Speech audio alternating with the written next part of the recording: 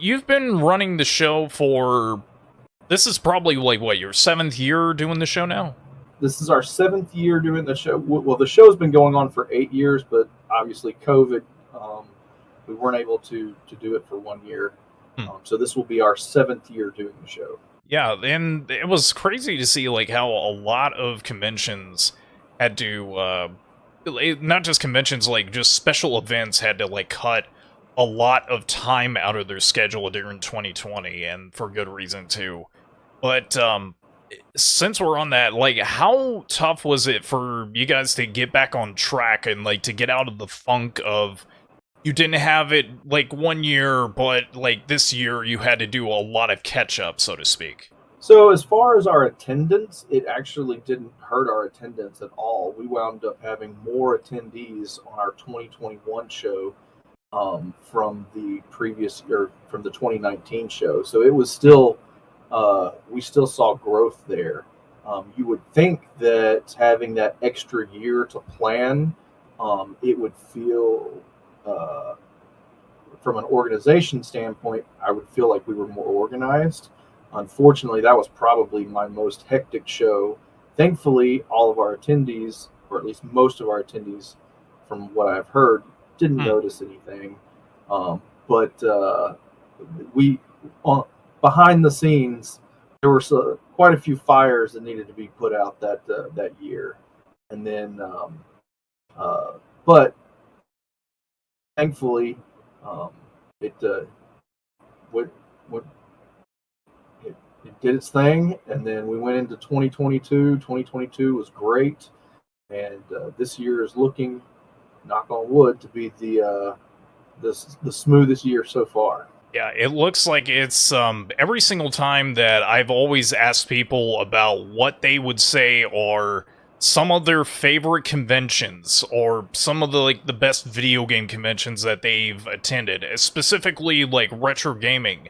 Usually you hear about ones like the SoCal Retro Gaming Expo, Retropalooza, what was the other one in Seattle, which was a Retro Gaming Expo. But the one that Portland. has... Oh, yeah, the one in Portland. And the one that has been popping up a lot lately, especially from video game YouTubers, is pretty much Southeast Game Exchange. And it seems like every single time I've seen footage, it's like it's this big space where they're either going through vendor halls or they have like panels that are going on. But it just seems like whatever you guys are trying to do, it seems like it's working. And I know that back on to like 2021, I know a lot of people were trying to get out of their house because of COVID. But you mentioned about like how tough it was to try to run that particular year's convention. Like, what would you say was something that you could have done better about to improve upon it, or was there something that you forgot to add but you just didn't have enough time to use it for that year? Don't necessarily, I probably couldn't name anything specific because I have a bad memory and we're a few years removed at this point. I just remember thinking, I remember at the time that show wasn't really fun for us as an organizers to run. This is a passion project of ours. We love doing it, and that year it wasn't very fun. And a lot of that I think did come down to the organization. I feel like having that year off, while it gave us more time to plan, it actually kind of we got kind of out of the rhythm of doing the show. So some of the things where we would have remembered, hey, we need to be doing the A, B, and C, didn't get done. And so it was just a lot more disorganized from our side. Now, like I said, thankfully, from my understanding, none of our attendees noticed anything. It's really on the behind the curtain kind of stuff that was just a lot of frantic, hectic stuff going on. But thankfully, everything did still run smoothly from an attendee side. It just, I think having that year off just made us kind of forget to cross our T's, dot our I's, and there were some things that obviously we learned that year, and 2022 was a great year, a lot of fun, and this year we are very, very excited. The excitement level this year, it feels like it's higher than it's ever been. So we're really, really excited. Yeah, and I would assume that with like every single time that you do like another year of a convention, and it's not just Southeast Game Exchange, you're trying to put together multiple different types of things that you're doing, like not just that, but I think you're also running a video game store, because I think back in 2020, or it may have been like the year prior, you had brought up a memory of mine that I totally forgot about, because you were in my store before we closed down, I think. So around 2019, we moved to the like North Mississippi, Tennessee area, and opened a video game a store called the Video Game Corner. And I want to say you were in like the Muscle Shoals area. Yeah, that's correct. Yeah, it was on the what was it? Winston, but not Winston Springs. Wilson Dam Road. I forget. It's been a few years since I've been in the area. Yeah, so and that was only like an hour and 15 minutes away from our shop, and so we wanted to check it out. And then when you decided to close that shop, we definitely came up for your closeout sales. Yeah, and there was some people may not know like what it is I'm talking about, but if there's like a place like it in their town, they need to research. But usually during spring, we always did like free video game day, and that was like one of the more fun events that we got to put together, because people saw free comic book day thing. So we were in the Facebook group and we started implementing that for our store. But yeah, I do remember that seeing you come out there, but I didn't at the time know that you ran Southeast Game Exchange, because I only heard about the convention just from like some people who did YouTube online, and then yeah, just be able to see that was kind of like a big surprise to me to remember that. Yep. Well, and the Southeast Game Exchange was a lot smaller back then, so we're hopefully we'll keep continuing to grow and word will keep spreading. Back to your video game store, because I know that you only mentioned about it a little bit so far, but when you started working as like just starting a store of your own, was there a particular reason that got you into wanting to do it before, or was it just something that you wanted to like get to collecting for your hobby, and then you figured that sell video games to collect video games on the side?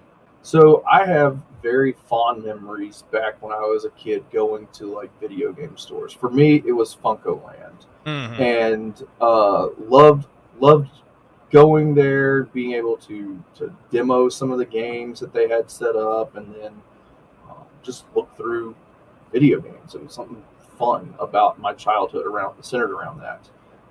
Fast forward to as an adult, I went through a period of time where I didn't care about video games.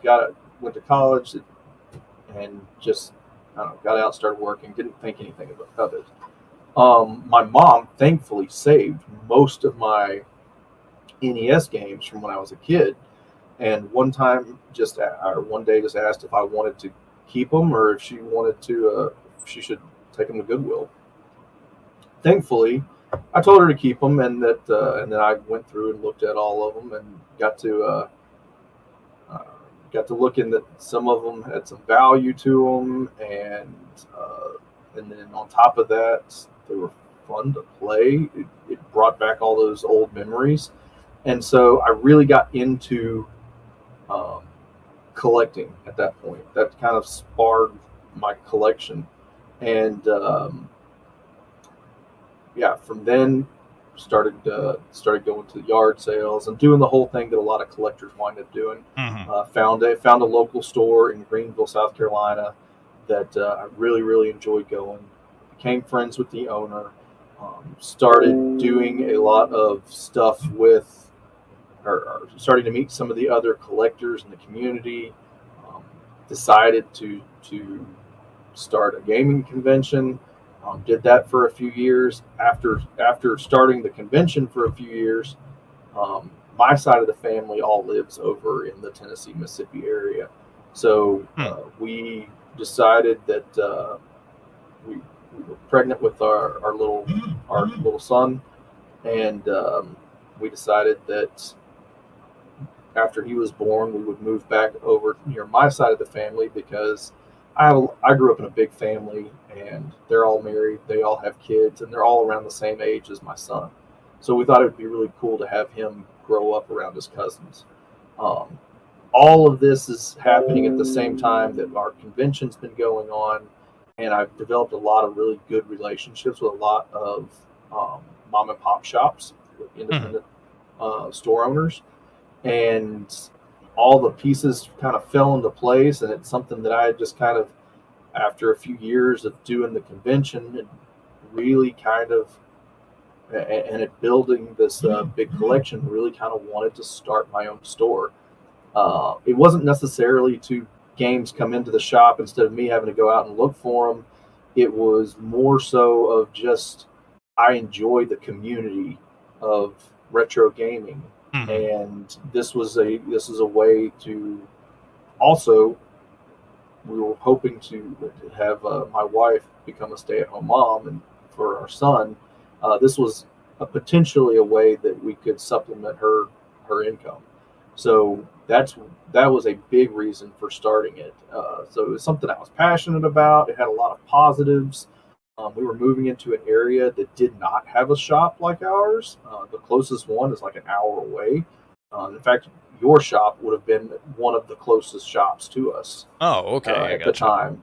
Yeah. So I mean, and we weren't very close to each other. So there was just a lot of things that just fell right into place, and we decided to pull the trigger and open up the shop, and it was we love it. It's been a blast. Yeah, and I think there was, like, at one point, I remember some customers that did mention about your store before we had closed up, but then they mentioned about there was, like, a store or two that were in Corinth, Mississippi, that for some reason their prices were, like, overpriced or whatever, but I never got around to going out that far to be able to see what these stores were, because just being busy at the shop for, like, so many years, because it was, like, around 8 years that we had that building out, and it's crazy, like, how fast time flies. But yeah, since you were talking about that, you had your shop up at what time, would you say, like, or what particular year?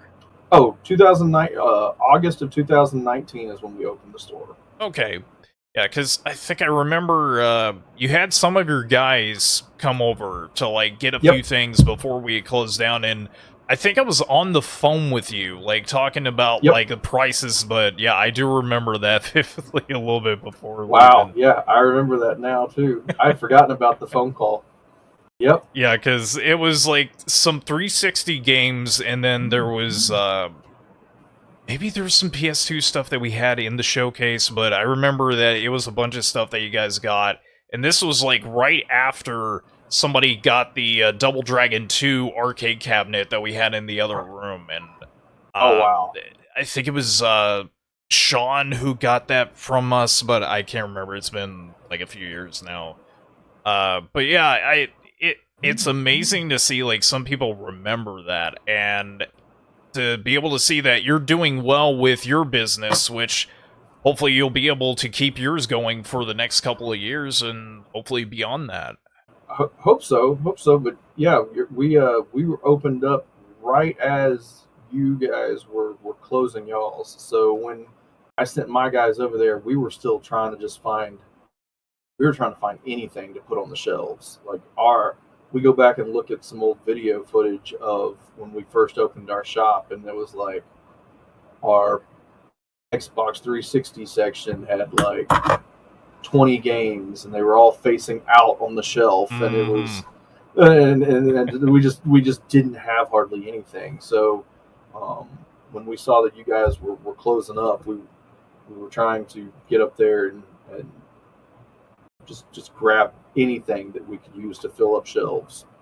So that, yeah, it was right around the same time, I believe, Yeah. that you guys decided to close. Well, I guess the only other thing I was going to ask about your store is that with you have been open for a few years now, and since you got started from there till the time now, what would you give for like anybody who's trying to open up a store of their own?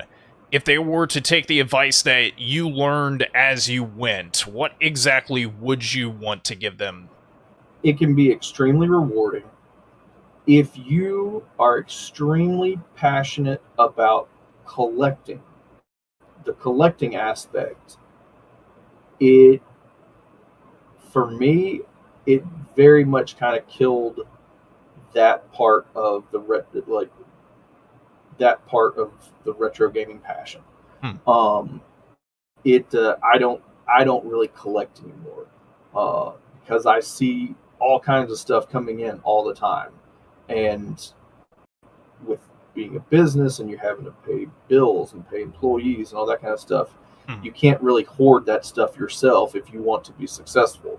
You have to put that back out to be for sale, and you want to do that so that it creates good customers and regulars that want to come back in and do business with you. So if you are very passionate about the collecting part,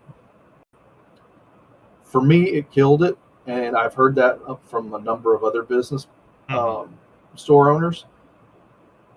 If you enjoy just the community that is developed with retro gaming, if you just enjoy retro gaming, like, you are going to be around it all the time. Like, I still don't go.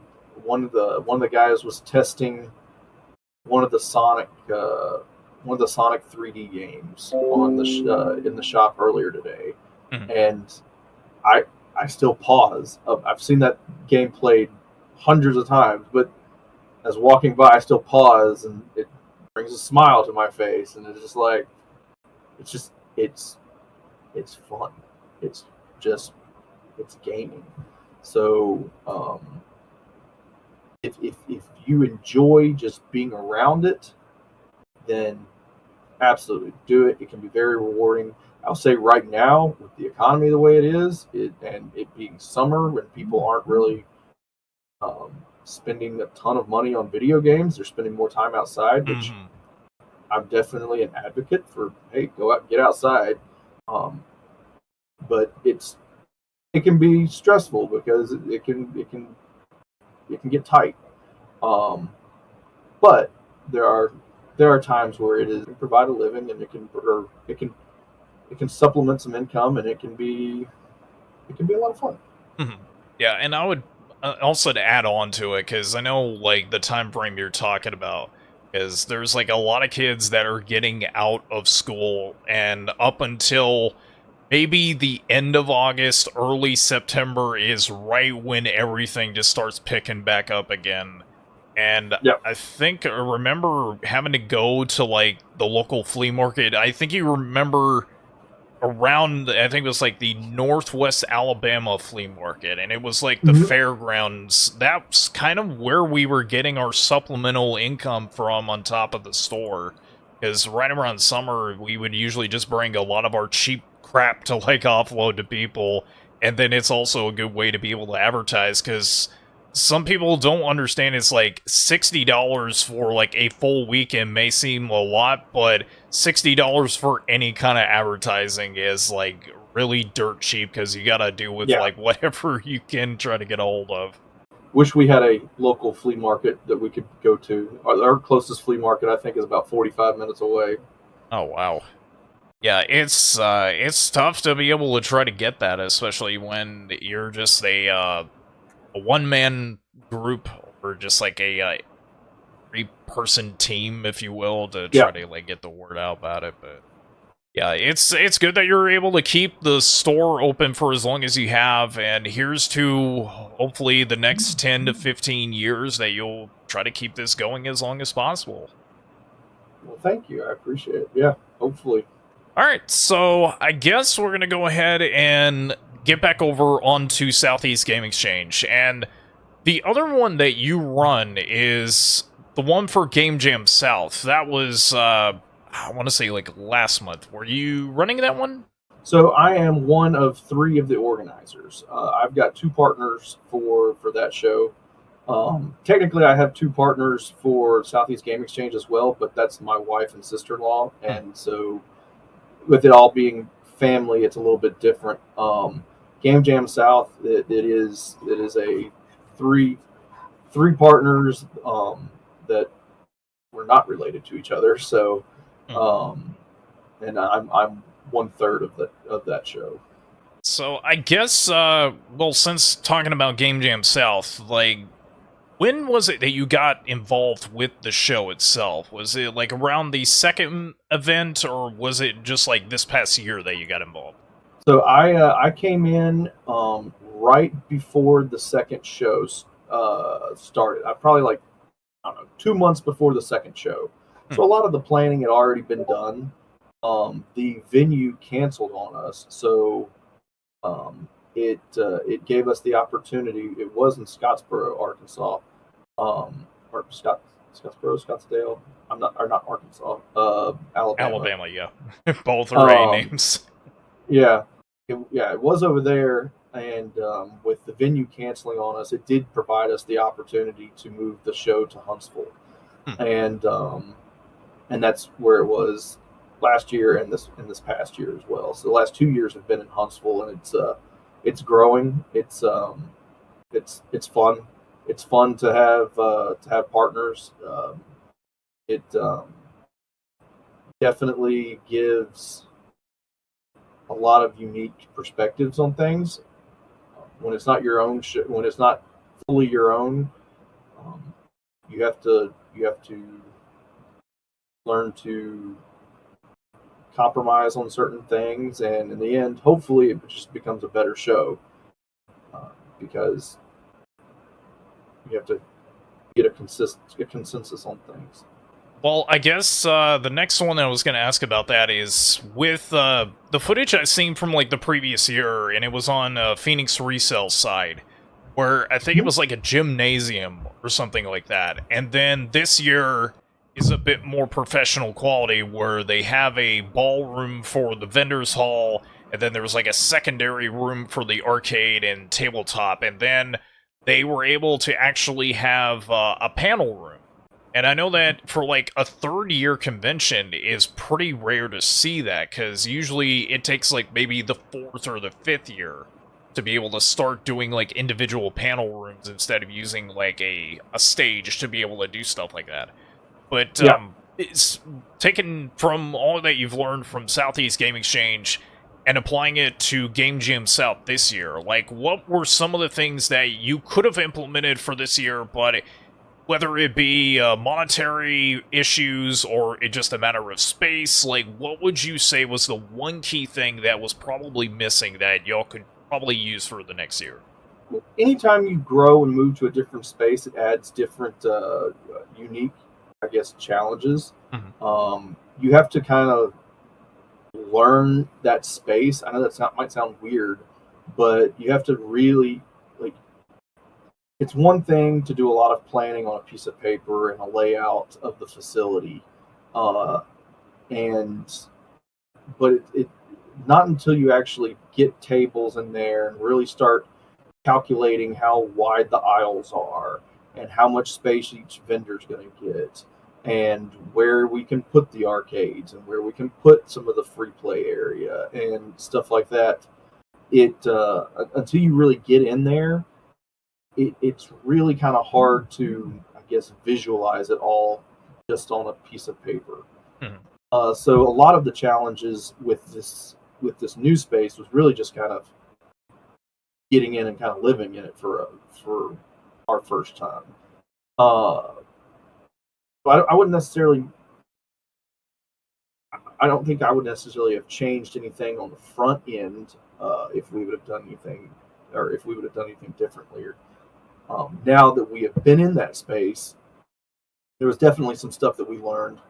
Uh, we had that entire lobby area that we had access to, and we would like to bring in more vendors and more, maybe even do like an artist alley.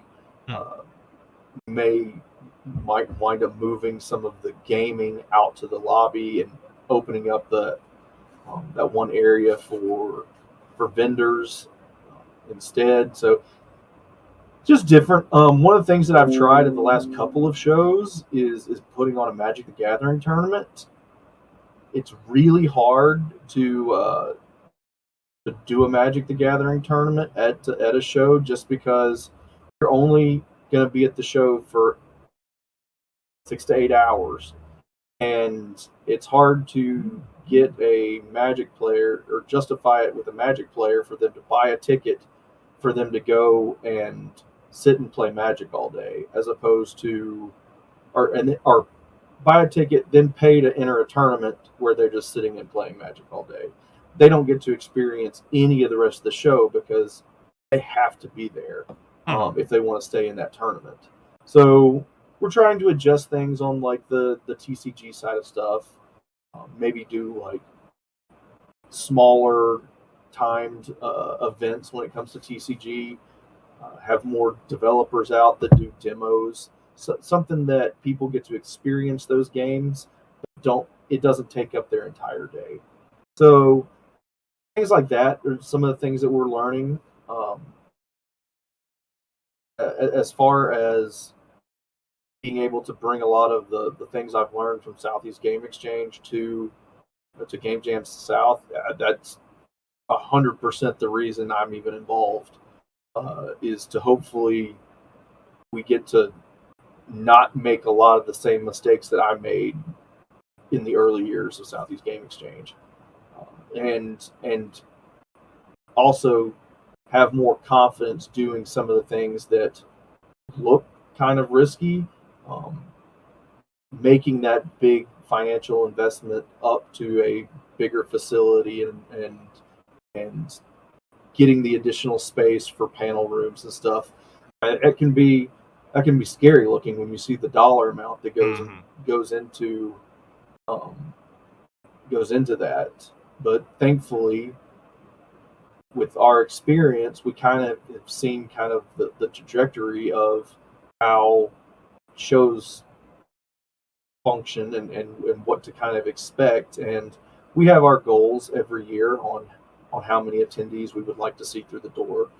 And a lot of times I'm more aggressive on my goals. My partners sometimes are a little more conservative, and typically somewhere in the middle is where we wind up falling, and which is good.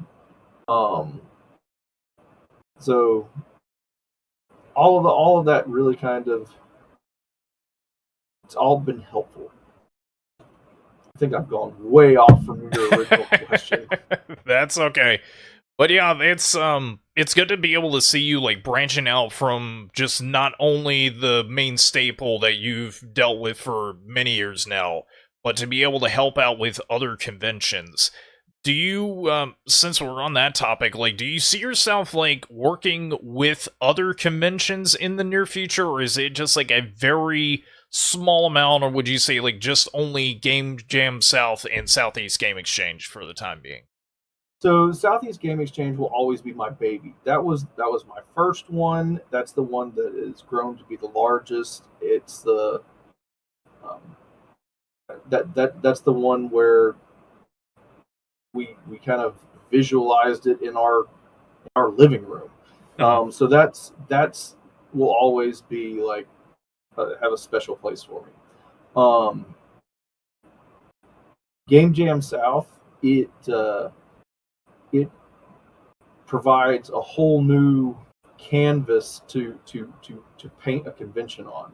So there's a lot of things that I've kind of wanted to do with the Southeast Game Exchange, but logistically, because of the facility and things like that, I may not been able to implement or to try. And Game Jam South, it looks like we'll be able to try some of those kind of things. So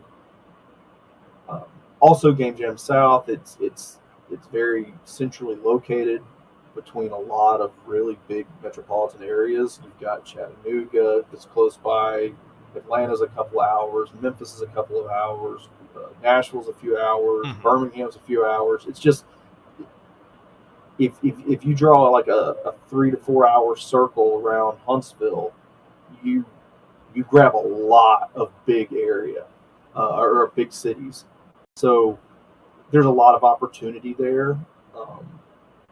And thankfully, because I've developed this large vendor network, we don't have a problem with getting vendors. It's really just taking the time to keep it to let it grow organically. And that doesn't mean that we don't market or anything like that, but don't try to grow faster than it will. But to answer your question about other shows, we do run a small little Comic-Con in Corinth, Mississippi, where our video game shop is located. And it is not retro gaming related. It is just a multi-genre. It was kind of another little opportunity for. I mean, I love retro video games, and that's what I'm probably most passionate about. Is that kind of, I guess, the community centered around that. But I mean, I enjoy superheroes and all the other kind of geek stuff. And this kind of gave us another outlet to be able to bring in vendors that were outside of just retro gaming, and it allowed us to do a lot of other kind of off the wall stuff, doing indoor laser tag and bounce houses and face painting and magic shows and wrestling and all that kind of stuff. And it's just it's become more of just a pop culture community event, but we call it Corinth Comic-Con. And that's just, and we keep that, it's a 1 day, it's a we try to keep it low stress. It's still stressful, but we try to keep it less stressed than the other shows. And so, yeah, we do that. And then as far as getting involved in other shows, I've had a couple of people call me up and ask my advice on what they should do, and I'm always more than happy to give advice on stuff. I'm not opposed to getting involved in another show. I will say it's pretty busy running 3 shows in 2 stores. And then I do work a full-time job as well on top of all of that. And it's keeps me pretty busy, but I could see a world where I think Little Rock, Arkansas would probably be a good place to have a show. Memphis, Tennessee, possibly a good place to have a show. I'm hearing that one is going up in Nashville, which is good. But Little Rock, Memphis, something like that. Sounds like there's some places in Kentucky that are probably pretty good places. So yeah, I mean, I'm definitely not opposed to possibly getting involved in another show. So it looks like with everything that you're busy with, you're still trying to find some ways to still kind of just be busy as much as possible. But I guess for the only other question I was going to ask is, like, where do you see yourself with any sort of downtime, or does it not seem like you'll ever have any of that anytime soon? I mean, I hope that will have downtime. Downtime for me means that we get to be more involved in our community. My dad is a commissioner in our county, getting involved in local politics. I'm currently the president of our local recreational youth soccer league, so getting to be involved in that as well, especially through the fall months of the year. So I enjoy the downtime. It doesn't really mean it's down. It just means when you fill it up with other stuff. Mhm. But that definitely is changing though. As I've got a 4-year-old son, and as he's getting older, I'm wanting to spend more time doing stuff that he's involved in, as opposed to just all of this other stuff. That being said, I don't ever plan on getting rid of, or don't ever plan on not doing conventions or my stores. It just I'm hoping that as things begin to grow, we can bring more people in to get more involved, which will free some more time up for me to spend more time with him and do more father son stuff. Yeah, because life is extremely short, and that's one thing that I know a lot of people who do own stores as well have families of their own that they have to do what they can to juggle back and forth on. And I know that you have like a team of people that are helping you out. But I just remember, like, I was a one-man operation owning up for my own store, and Mm-hmm. originally it was like a two-man group, but something happened with my partner, and I'll leave that a little bit alone. But yeah, it's harder doing it pretty much as your own, but I would say that it's just as hard, if not harder, trying to keep up with employees and making sure that things are brought in, there's no counterfeits, or just like in case you get break-ins happening, because I know that's happened with us before and other people too, and you always have to like make sure that everything's well secured. But yeah, it's a lot of work, and I commend you and everybody else who's watching this that owns a store for still wanting to keep the business alive, if you will. Well, thankfully, my wife has been super supportive on all of this. I could not do any of it without her. She jumps in whenever I need her to do anything and helps. And then also we've got awesome employees. Um, for my video game shop, I've got a great store manager. For the card shop, again, great employees. Store managers over there, super knowledgeable on everything, and yeah, we've hired really good people, and that is the only way that we've been able to do this is for getting these guys involved. It allows us to take a step away from the shops. Okay, well, I think we pretty much got everything asked about for the interview. I know it wasn't very long, because we usually have these recordings going for a bit longer, but you actually were on a podcast before the recording, and big shout out to Matt and crew. Love all those boys. Also, Eric, if you're watching this, you need to grow that beard out, because everybody else had something going on except you. You just only got like the mustache thing going on. And anybody else who is going to be in the area, we pretty much already said it that I will be at the show. And it's not just me, but there's Retro Gaming Pandemic. There's also Pixel Game Squad, Mort's Garage, Retro Wolf 88. There's just a big list of people that are going to be at the show, and again, their website is www.southeastgameexchange.com. Definitely get your tickets, and it's going to be one of the best video game conventions in North America, especially from all of the footage I've seen from YouTube channels online, and it looks like it's going to be a lot of fun. It's going to be my first time at the show, and first time we're putting on a panel of sorts, because we'll be doing Console Conflict live, so anybody who has video game knowledge that they know, you better own up and get ready, because we'll be giving out prizes for that. But, Austin, thank you very much for being on the show. I'm glad we were able to do this, and thank you very much for not just inviting me out, but also the other guests of the show. We're definitely going to have a awesome time trying to get this out for everybody to be able to check out. Awesome. Well, thank you very much.